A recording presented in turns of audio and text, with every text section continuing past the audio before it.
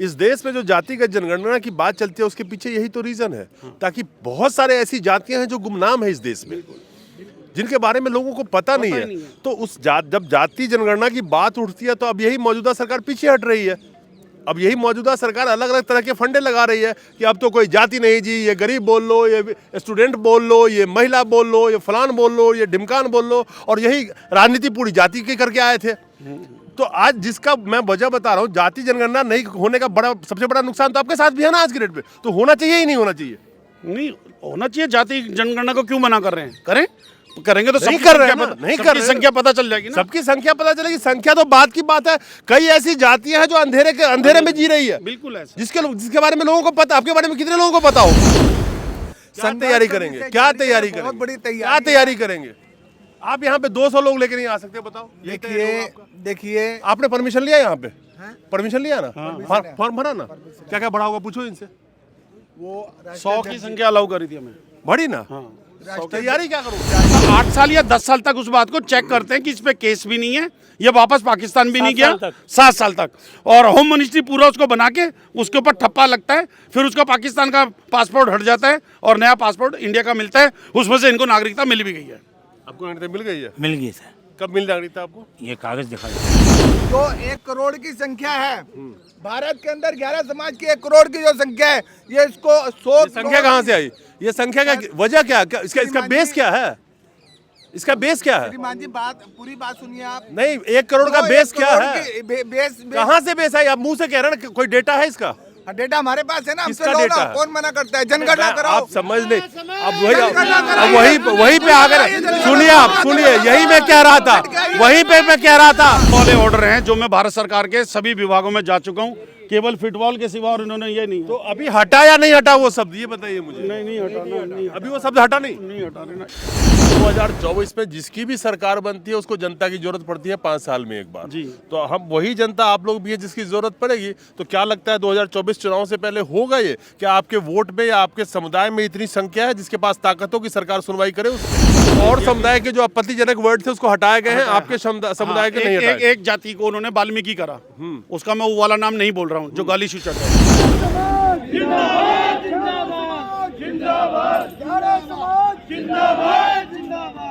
जो हमसे टकराएगा चूर चूर हो जाएगा, जो हमसे टकराएगा चूर चूर हो जाएगा। दोस्तों नमस्कार। ये लोग जो हमारे साथ खड़े हैं, ये 11 समाज के लोग आते हैं और इनकी मांगे हैं।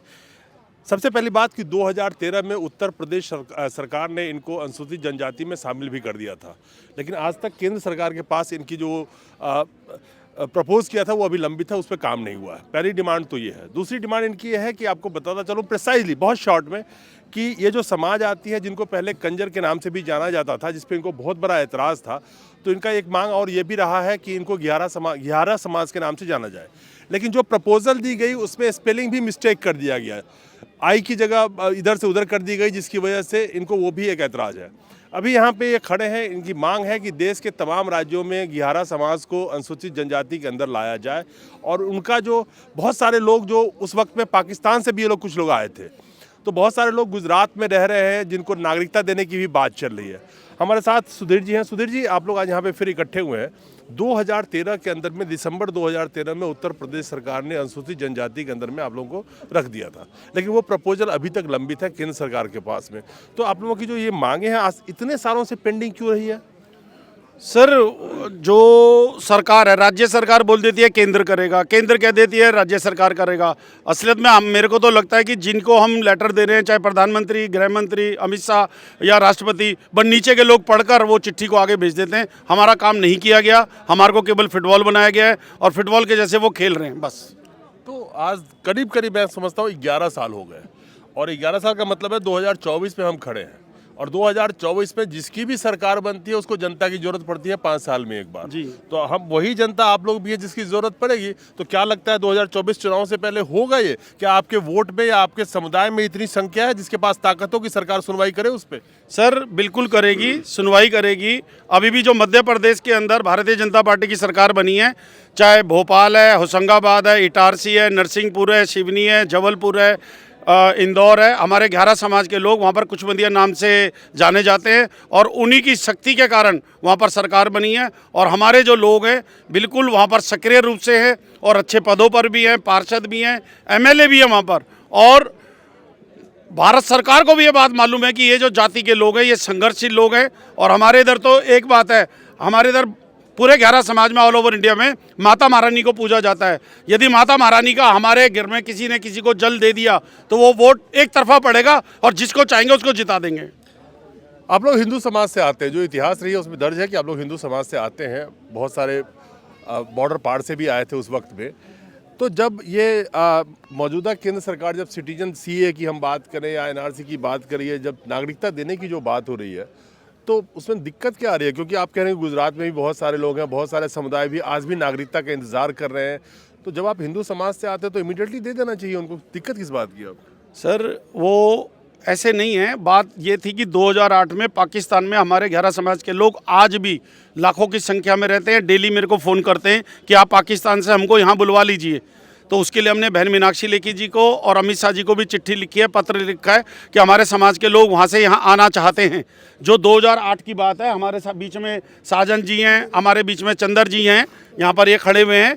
इनका वहाँ पर बड़ी प्रॉपर्टी थी, घर थे, दुकान थे, मकान थे। कहाँ? पाकिस्तान में? पाकिस्तान में। इनके 12-12 साल की लड़कियों को उठाकर ले गए और इनको मारा पीटा, घर जलाया और इनको ये बोला कि तुम्हारे को मुसलमान बनाएंगे। इन्होंने कहा हम हिंदू 11 हैं, हम मुसलमान नहीं बनेंगे, मरते मर जाएंगे।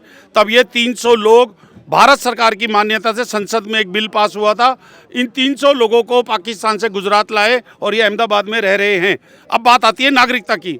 नागरिकता का हमारे होम मिनिस्ट्री का एक डिसीजन होता है कि पाकिस्तान से कोई आदमी आएगा और वो नागरिकता चाहिए तो उसको नागरिकता ये नहीं है कि उसने बॉर्डर पास किया और उसके हाथ में नागरिकता दे देंगे। उसके लिए क्राइटेरिया है। क्राइटेरिया क्या है वो सुन लीजिए आप, कि वो अगर पाकिस्तान से यहाँ आया है तो कौन से राज्य में रह रहा है, कितनी बारी वो उस पासपोर्ट से पाकिस्तान गया और आया है, या वो यहीं रहा है, या इंडिया में रहने के बाद उसने क्राइम किया, पुलिस में केस है। अगर वो क्राइटेरिया पे नहीं उतरेगा उसको 8 साल या 10 साल चेक करते हैं।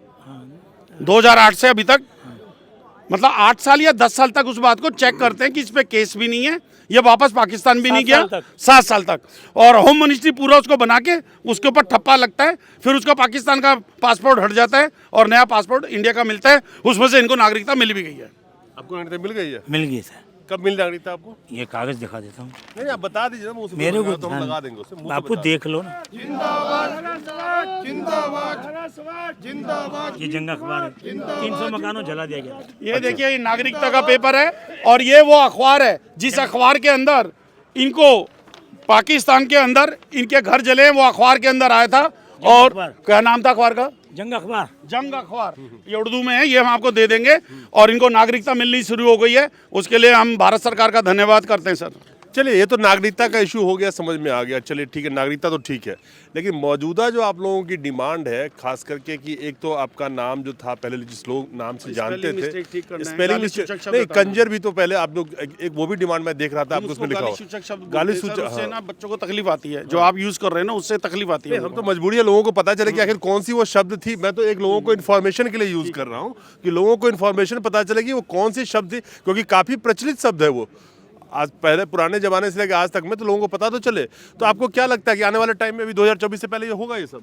ये दिखाना, इसमें और भी एक पेपर, एक और थी ऐसी तख्ती, देखो सर ऐसी तख्ती एक और है। ये देखो, इधर घूमिए, इधर घूमिए, इधर मैं कैमरा की तरफ घूमिए। देखो सर, ये हमारे को मैं ये दिखाना, जो आप मेरे से पूछ रहे हो कि सरकार क्या कर रही है, ये समाज कल्याण मंत्री का लेटर हो गया, रेवेन्यू डिपार्टमेंट का, ये सब लोग हमें घुमा रहे हैं कि जी आप इधर चले जाओ, तुम इधर चले जाओ। और अभी मैं आपको वो जो गाली सूचक वाला है ना वो तख्ती भी दिखाता हूँ। अरे वो वाले ऑर्डर हैं जो मैं भारत सरकार के सभी विभागों में जा चुका हूँ, केवल फुटबॉल के सिवा, और इन्होंने ये नहीं। तो अभी हटा या नहीं हटा वो शब्द, ये बताइए मुझे। नहीं हटाना, नहीं अभी वो शब्द हटा नहीं हटाना। इन्होंने एक शब्द है जो इनकी जाति के बारे में, जो इनके समुदाय है उनको लोगों के लिए जिसे संबोधित किया जाता था, उस शब्द से बेहद ऐतराज है इस समुदाय को, तो उन्होंने उस शब्द को भी हटाने की मांगे रखी है। लेकिन लेटर करस्पॉन्डेंस तो चल रहा है और लेटर की आप पूरी इन्होंने एक तरह से छाप रखी है, यहाँ पे उठा के अपने बोर्ड पे प्लाकार्ड पे छाप रखी है। लेकिन क्या सवाल ये है कि उस लेटर को छापने से होगा क्या? उस पर जो कार्रवाई होनी चाहिए वही जब कार्रवाई नहीं हुई है तो वो शब्द तो अभी भी इनके पीछे लगा हुआ है। मतलब और समुदाय के जो आपत्तिजनक वर्ड थे उसको हटाए गए हैं, आपके समुदाय के नहीं हटाए। एक जाति को उन्होंने वाल्मीकि करा, उसका मैं वो वाला नाम नहीं बोल रहा हूँ जो गाली सूचक है।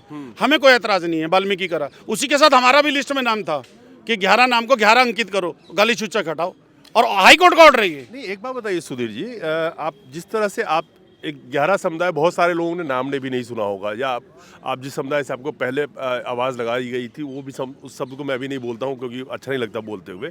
इस देश में जो जातिगत जनगणना की बात चलती है उसके पीछे यही तो रीज़न है, ताकि बहुत सारे ऐसी जातियाँ हैं जो गुमनाम है इस देश में, जिनके बारे में लोगों को पता नहीं है। तो उस जब जाति जनगणना की बात उठती है तो अब यही मौजूदा सरकार पीछे हट रही है।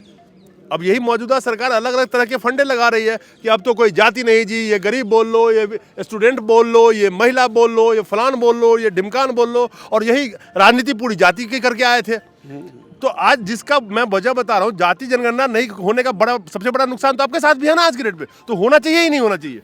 नहीं होना चाहिए। जाति जनगणना को क्यों मना कर रहे हैं? करें, करेंगे तो नहीं कर रहे हैं, नहीं कर रहे, संख्या पता चल जाएगी ना। सबकी संख्या पता चलेगी। संख्या तो बात की बात है। कई ऐसी जातियां हैं जो अंधेरे में जी रही है, बिल्कुल ऐसा, जिसके बारे में लोगों को पता, आपके बारे में कितने लोगों को पता होगा? हाँ बिल्कुल। तो खैर, मेरा सवाल अभी आखिरी में ये है कि आप लोग इतनी देर से, क्या मैं 2013 में देख रहा था, उत्तर प्रदेश की हम बात करें, आपके स्पेलिंग मिस्टेक की बात करें, आपके समाज के लिए अलग अलग शब्द जो यूज़ किए जा रहे हैं उसकी बात करें, लेकिन एक्शन कब होगा? और ऐसे अगर आप यहाँ पे खड़े हैं आज जंतर मंतर पे 2024 के जनवरी में, 14 जनवरी को खड़े हैं, तो 2024 के मार्च के आखिरी हफ्ते तक अगर कुछ नहीं हुआ तो खड़े ही रहिएगा, फिर 5 साल कुछ होने वाला नहीं है। मैं आप संघर्ष अभी से जारी है, बहुत बड़ी तैयारी है। क्या तैयारी करेंगे? क्या तैयारी करेंगे? बहुत बड़ी तैयारी, क्या तैयारी करेंगे? आप यहाँ पे 200 लोग लेके नहीं आ सकते, बताओ। देखिए आपने परमिशन लिया यहाँ पे? परमिशन लिया ना? फॉर्म भरा ना? क्या क्या बढ़ा होगा पूछो इनसे। वो 100 की संख्या अलाउ करी थी हमें। बढ़ी ना? तैयारी क्या करोगे? राष्ट्रीय अध्यक्ष जी को जानकारी है इस बात की, जो भी उन्होंने इसकी जानकारी दी है कि भाई 100 की संख्या है, हमें शायद ये नहीं पता तभी था। तो मैंने आपसे पूछा। हाँ, तभी तो मैंने आपसे पूछा। और ये हमारे लिए जो 1 करोड़ की संख्या है, भारत के अंदर 11 समाज की 1 करोड़ की जो संख्या है, ये इसको 100 संख्या कहाँ से आई? ये संख्या का वजह क्या? इसका बेस क्या है?